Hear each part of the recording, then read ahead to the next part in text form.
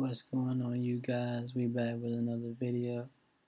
Today we here in the Upanishads again. I got the book on screen this time, so y'all can check it out with me. But we're gonna read right where I left off. Not last time, but this time. And then we gonna take it from there. He who is without discrimination and whose mind is always uncontrolled, his senses are unmanageable, like the vicious horse of a driver. But he who has full discrimination and whose mind is always controlled, his senses are manageable, like the good horses of a driver. The man whose intellect is not discriminative and who fails to distinguish right from wrong, the real from the unreal, is carried away by his sense, passion, and desires, just as the driver is carried away by vicious horses over which he has lost control.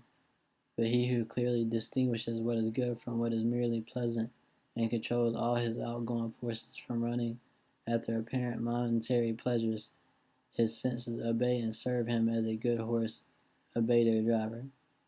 He who does not possess discrimination, whose mind is uncontrolled and always impure, he does not reach that goal, but falls against it into samsara, realm of birth and death. But he who possesses right discrimination, whose mind is under control and always pure, he reaches the goal from which he is not born again.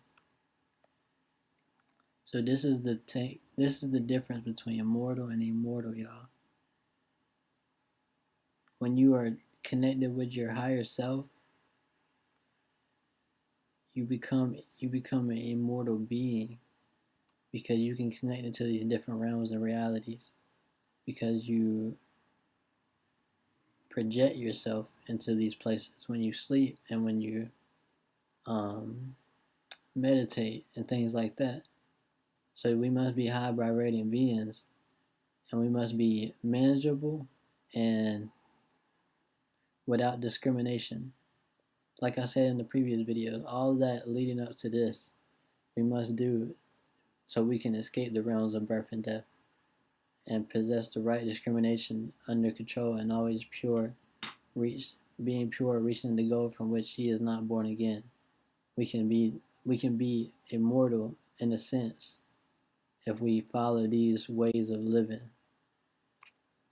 Next up, the man who has a discriminative intellect for the driver and a controlled mind for the reins reaches the end of the journey, the highest place of Vishnu, the all-pervading and unchangeable one.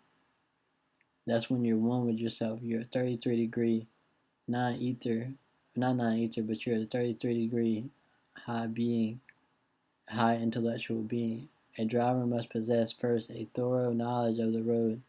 Next, he must understand how to handle the reins and control his horses. Then will he drive safely to his destination. Similar in the journey of life, our mind and senses must be wholly under the control of our higher discriminative faculty. For only when all forces work in union can we hope to reach the goal, the abode of absolute truth. So when everything aligns, all the stars align, everything works in union, everything works in unity, this is when we see the abode of absolute truth and the absolute peace and absolute undenying, unchanging, better circumstances. Beyond the senses are the objects. Beyond the objects is the mind. Beyond the mind is the intellect. And beyond the intellect is great Atman. What you talked about before. Atman being the inner peace, the true, unwavering love, genuine love that we all share and bring as a collective. Beyond the great Atman is the unmanifested. Beyond the unmanifested is the Purusha, the cosmic soul. Beyond the Purusha there is nothing. That is the end, the final goal. In the two verses, the teacher shows the process of discrimination by which one attains knowledge of the subtle self, beginning with the sense organs. He leads up to the less and less gross until he reaches that which is subtlest of all, the true self of man. The senses are dependent on sense objects, because without these the senses would have no utility. Superior to sense objects is the mind, because unless these objects affect the mind, they cannot influence the senses.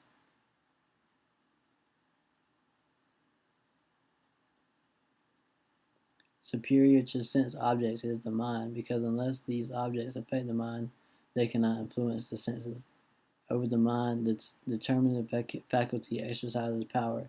This determinative faculty is governed by the individual self. Beyond the self is the undifferentiated creative energy known as Abhi Aktam, and above this is the Purusha or Supreme Self.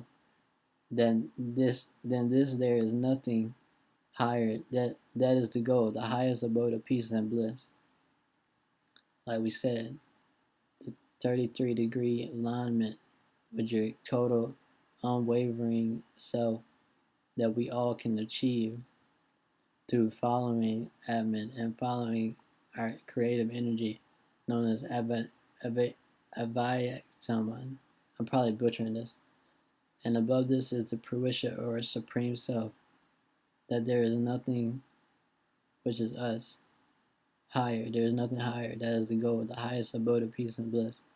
This Atman Self, hidden in all beings, does not shine forth, but is seen by subtle seers through keen and subtle understanding. If it dwells in all living beings, why do we not see it? Because the ordinary man's vision is too dull and distracted. Distracted is the biggest word. We're too distracted, y'all.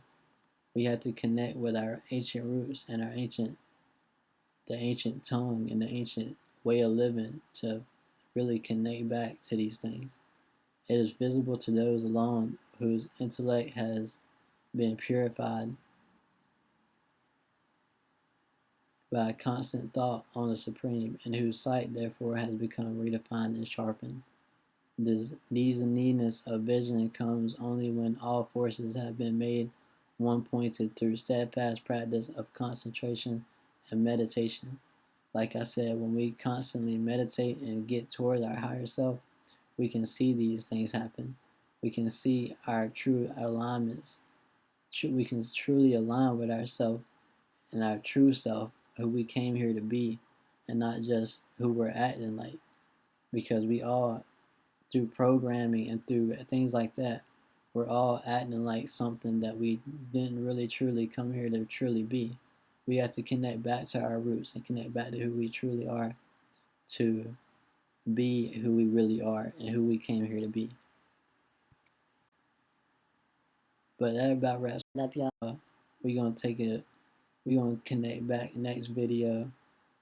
Thank y'all for tuning in. I don't want to make these videos too long because I know people got a lot to do, and I'm trying to look at other YouTubers to see what they got going on, and it'd be about from 8 to 15 minutes, 7 to 15 minutes, I'm gonna say.